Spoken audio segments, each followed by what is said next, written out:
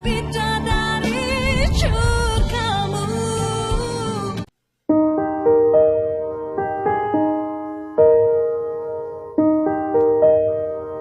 Assalamualaikum.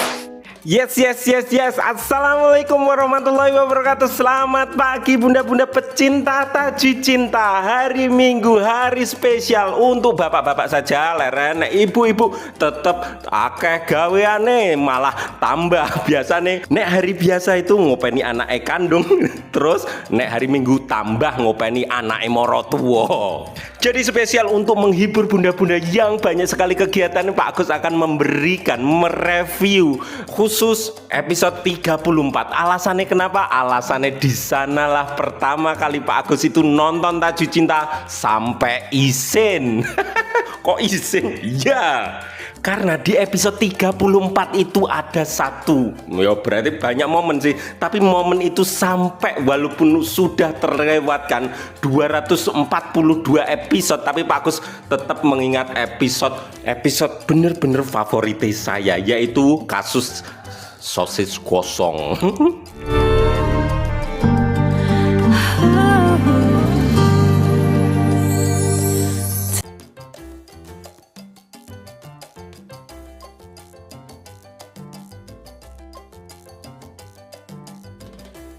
Jadi di momen itu bener-bener kemampuannya Davri dan juga Siva yang bermain, kemampuan aktingnya mereka. Bahkan sebenarnya saya melihat di sini koyo ora acting babar belas, canda tawane mereka itu koyo ora tulisan skrip, hanya keluar dari hati nurani dan pikiran mereka saja. Dan anehnya mereka untuk pas adegan di dalam dapur ini sama sekali tidak bersentuhan, mentok hanya mencoba megang kulitnya Davri bagian tangan untuk ndelok matane si Davri yang dia pura-pura kecipratan minyak kuitok.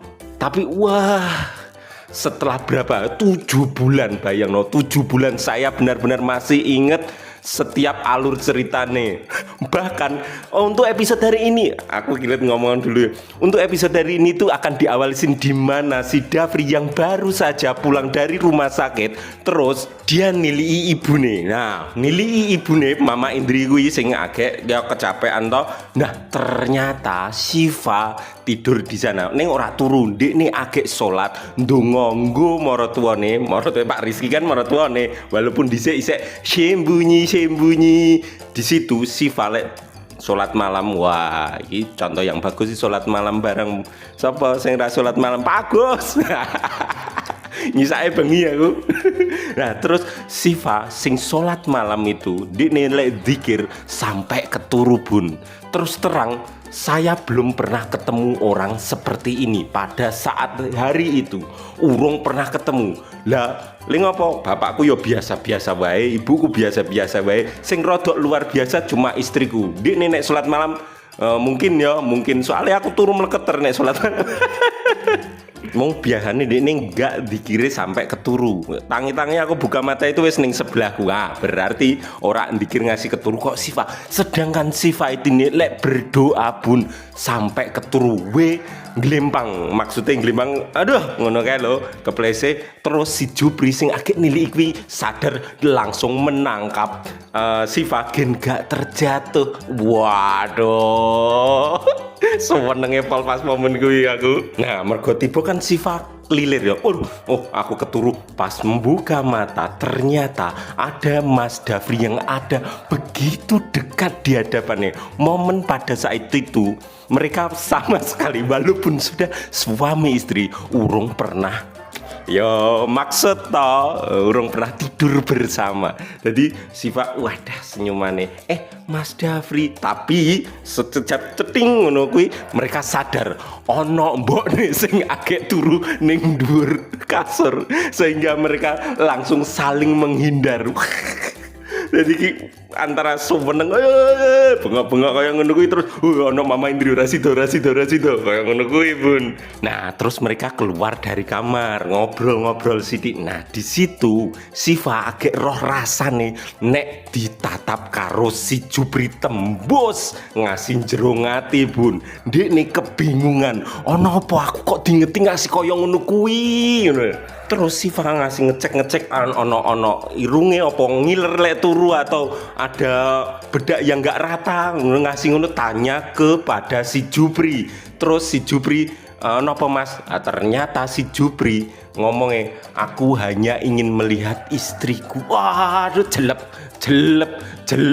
tenan. Aduh. Lebar kui Dafri ngomong dengan lemah lembut. Aku lihat lebih dekat ya. Wah, gue suara lirih wi. Biasa denganku. Lah mergo Siva ki yo wis gede. Tapi kan yo gak ngerti dhisik lek pacaran karo Ilham kaya apa mungkin, tapi dekne begitu polos pada saat momen itu. Dekne kebingungan apa yang harus dia lakukan. Akhirnya hanya bisa pasrah disawang karo wong sing disenengi. Dia mau jadi patung dicedai karena aduh arep diapakno ki aku. Nah ndekne wis bingung ora iso apa-apa dua friki wis cedake pol kurang rong driji. Akhirnya pasrah dong. Mungkin Siva berpikiran nek ndekne arep dicium lah halal iki bojoku ora apa-apa ndekne halal wis tutup mata kayak Bun.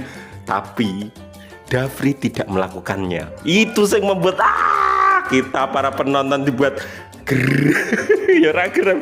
Waduh. Bar diumbul tiba ter. Gregeten aku. Dadi gemes jongkrono. Karisa rong driji Bun, rong driji. Dafri mundur dong. Iki gari Pak Agus iki gemes sebagai gurunya merasa tersakiti. Koyo ra iso ngajari iki wis aman. Jam 4 esuk ra ono wong Daf.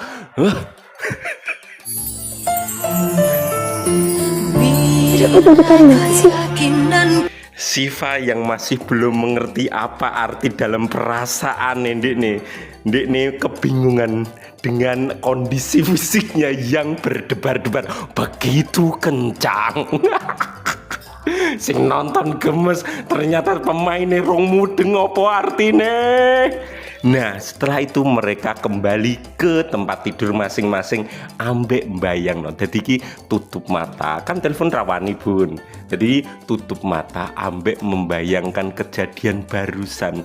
Ora mung Siva tok, ternyata si Jupri juga melakukannya, juga merasakannya Bun. Dia juga berupaya tidur sambil memejamkan mata membayangkan bagaimana wajah istrinya.